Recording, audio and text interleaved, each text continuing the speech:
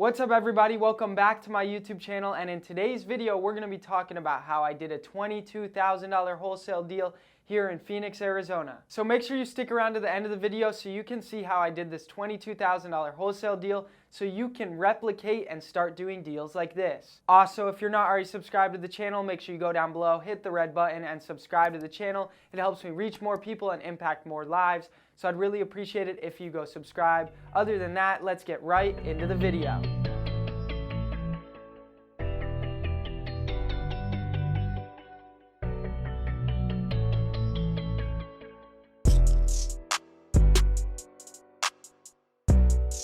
Alright, so today we're going to be breaking down a $22,000 wholesale deal that I did recently. So where did this lead come from? This lead came from cold calling marketing. You guys know I love cold calling marketing. If you want the same cold callers that I use, go in the description. There's a link to thecallgenius.com and there's a link to the same dialer I use so you can start doing cold calling marketing as well. But this lead came from cold calling marketing. It came off of a high equity list.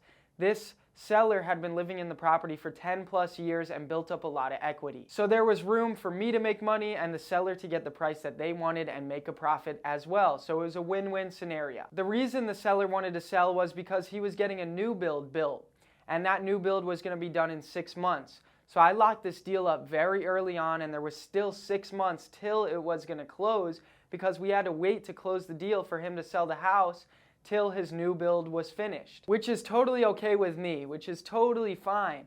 All I want to do is stack up the paper. And what do I mean by stacking up the paper? I just want to get as many contracts signed with as many sellers as possible.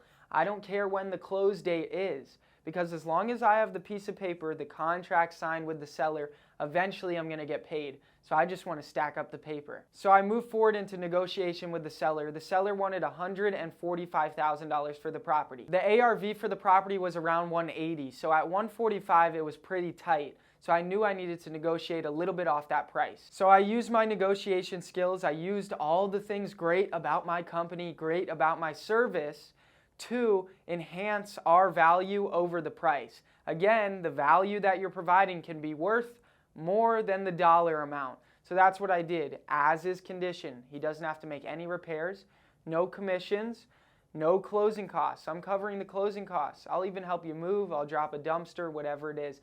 I raised my value higher than the dollar amount, and I was able to bring down the purchase price for the property, their asking price. I was able to get them to agree to $130,000 for the property, and I got the contract signed. Now another thing that was good about this property, it was in bad shape. It needed a lot of work, and it almost needed more work because the seller started remodeling the property. They tore out all the floors, they started tearing stuff out of the kitchen and painting things, painting some walls, some rooms. It was all mixed-matched, torn up. So it was like they kind of remodeled it, they put down some flooring, but really the house was going to need a full gut. So it did need a lot of work. And it wasn't a property that the seller was going to be able to go and put on the MLS, put on the traditional listing service, put it on the market and sell it. It was not in any shape to be sold on the market. So he really did need a cash offer. He needed an as-is sale, and I was there to provide that. So I got the contract signed for $130,000. I went to take pictures of the property. Super nice seller. I brought my drone to take pictures of the roof because I knew the roof needed a good amount of work. So I flew my drone up there, and the majority of the roof was fine. It was really the back patio cover, the awning, that was destroyed. So got pictures of that with the drone. Got comprehensive pictures of the whole house, every room, the hot water heater, the electrical box, the AC unit, every bathroom, the kitchen, the garage, the backyard. I took pictures of everything. That way the buyers that once I send this deal out have a comprehensive understanding of what they're about to purchase. That way the buyers will be able to pull the trigger on the deal much faster. So I got all the pictures I needed of the property. And then I went back to the office and I blasted out the deal. I email blasted out the deal. I posted it all over Facebook and I posted it on Craigslist. And before I knew it, I had a handful of buyers inquiring about the property. I got a couple offers. I got one offer at $155, which was crazy. That was high. I was thinking we were going to sell this around $150. So I got one at $155. I got one guy at $150, and then I got an even crazier offer at $160. Super high. So I went and I walked those 3 buyers through the property. The guy at $160 then told me he needed to be around $145. So he completely, kind of wasted my time. right? He comes in super high and then jumps super low, wasted my time. The guy at 155 told me he had to be around 148 max. But the guy that was at 150 was able to come up to 152. So I knew I had it at 130. At 152, I was going to make a $22,000 deal.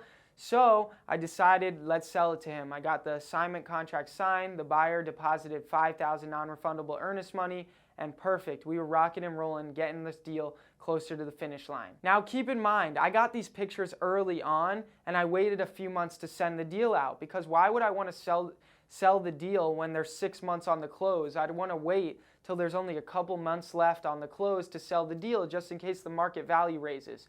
So I got the contract signed 6 months prior. After 4 months, I sent the deal out to sell it, and then there was 2 months to wait to close. The buyer that was at $152,000 was totally okay waiting 2 months, so that was all awesome and great. Now, something great that happened was the seller's new build actually got finished earlier than expected, so we moved the close up a couple weeks, so I was able to get paid a couple weeks sooner, and the buyer was able to start their project a couple weeks sooner, which was awesome. And from there on, the transaction process went smoothly all the way to the close. There was no liens, no judgments, nothing against the property that we needed to remove. Everything went smooth from there on out to the close. The deal got closed and I got paid a $22,000 deal. This was also a first-time buyer of mine, so I built a good new relationship with another buyer, which is always amazing. Also, something important I want to add is on the day of closing, when the seller was scheduled to go in and sign closing docs to finalize the deal, we actually went to the escrow office, met him again face-to-face, and was able to get a video testimonial from him, which is super amazing, because you want to get these testimonial videos with your sellers. That way you can put them on the website. It's one thing to have a written review, but to have a video review, a video testimonial means the world. So you need to be stacking those up. That way you can put them on your website as well. So it was awesome. We were able to meet him on the day of closing and get a video testimonial with him.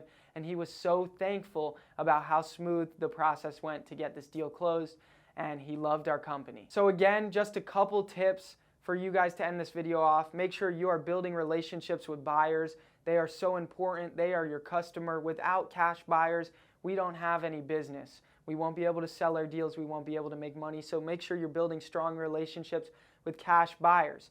Also, make sure you're stacking the paper. It doesn't matter when the close of escrow date is. Don't worry about that. Just worry about getting these purchase contracts signed, because eventually you will get paid if you have them. So stack that paper.